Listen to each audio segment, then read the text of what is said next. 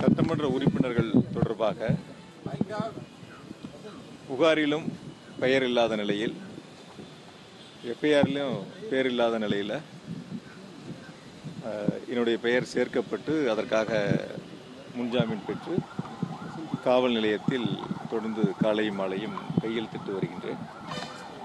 இந்த நிலையில் டிவிஎஸ்சி கூடுதலான ஒரு வழக்கு பதிவு செய்யப்பட்டு நான் தங்கியிருந்த அறையில் சோதனைகளும் பல்வேறு இடங்களில் சோதனைகளும் செய்து அந்த வழக்கை பதிவு செய்திருந்தார்கள். அந்த வழக்கின் மூலமாக சென்னை உயர்நீதிமன்றத்தில் முன்ஜாமீன் கேட்டு ஒரு வழக்கு தாக்கல் செய்திருந்தோம்.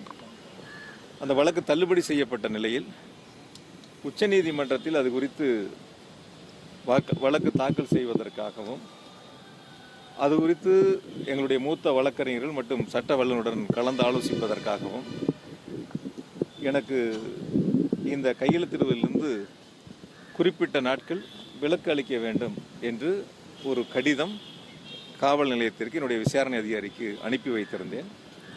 அதே கடிதம் சென்னை உயர்நீதிமன்றத்திலும் நேற்று தாக்கல் செய்யப்பட்டு எனக்கு 5 தினங்கள் விலக்கு அளிக்க வேண்டும், அதற்கான அனுமதி வழங்க வேண்டும் என்று தாக்கல் செய்திருந்தோம். நேற்றே உச்சநீதிமன்றம் அந்த வழக்கு குறித்து உரிய உத்தரவுகளை வழங்கியதன் அடிப்படையில் இன்று தொடர்ந்து காவல் நிலையத்தில் கையெழுத்திட்டு அவர்கள் கேட்கக்கூடிய கேள்விகளுக்கு முறையாக பதிலளித்து விசாரணை முறையாக சென்று கொண்டிருக்கின்றன. அதாவது